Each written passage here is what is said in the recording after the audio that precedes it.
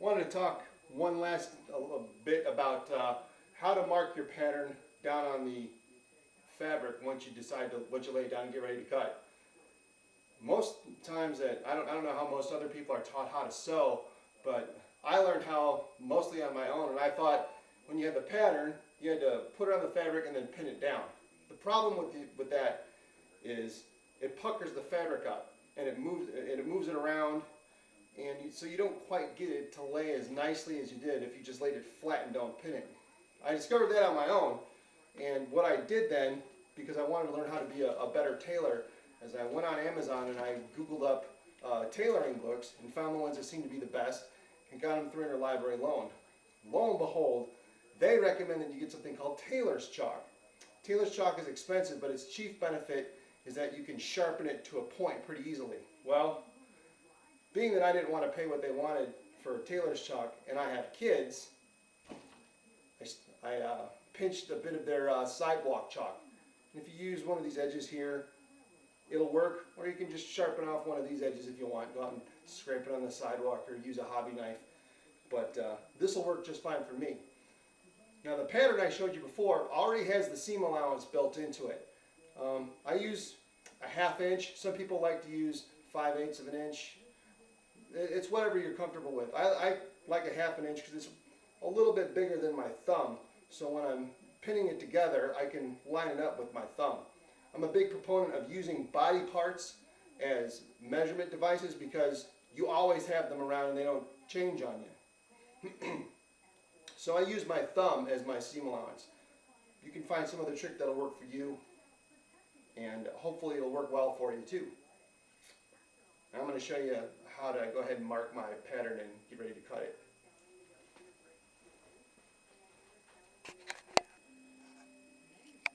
This is the top part of my gear mock, the back piece. As you can see, I've laid the fabric out on a fold. Or rather, I folded the fabric in half long ways along the line I want the design to run, and then folded my back pattern piece also in half, and then I pinned it together because when I was putting this pattern together, I kind of fudged it a little bit and had to make it work with the fabric, the piece that I had, the remnant that I had to work with. So it's not quite even in a lot of different places around the armpits, but it'll work for what I want it to do. But in order to get the cut to line up right and to have a nice even cut on the fabric, on this expensive fabric, I went ahead and pinned it back together. Normally, when I'm doing this, it's not an issue because I pay much more attention to the fabric at hand. And I usually have a completely brand new piece of ducky fabric that I lay it out on and don't care about ever using again. But in this case, I do want to use this again, and since I had to work around prior stitching and buttons and stuff, it kind of had to be a little rough. So be that as it may, one of the other tricks you have to watch out for when you have a pattern like, or a fabric like this with a pattern in it, is you have to watch which way the design runs. Because I want the design to run longitudinally, I made sure that when I laid the pattern down on it that it would line up nice and it would that the fabric was as even as I could make it.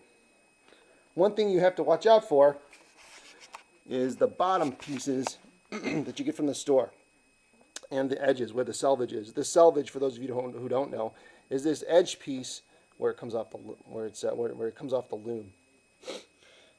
But when you have this bottom piece, this is the piece that was cut at the store, and as you can see, it's not completely even.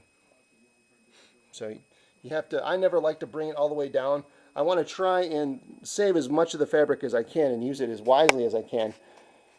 So what I did is I got it down to, that bottom piece there is about 1/3 of an inch at the narrowest part there in the middle.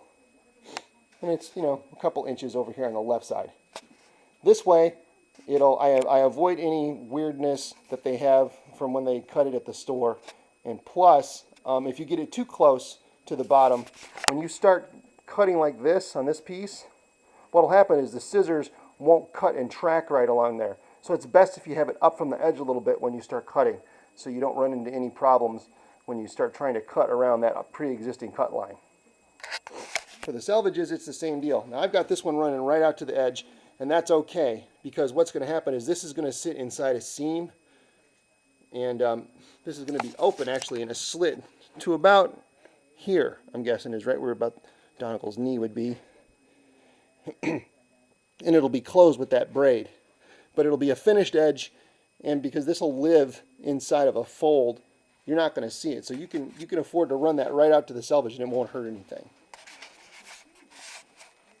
Next thing I'm going to do is go ahead and use the chalk to mark the pattern.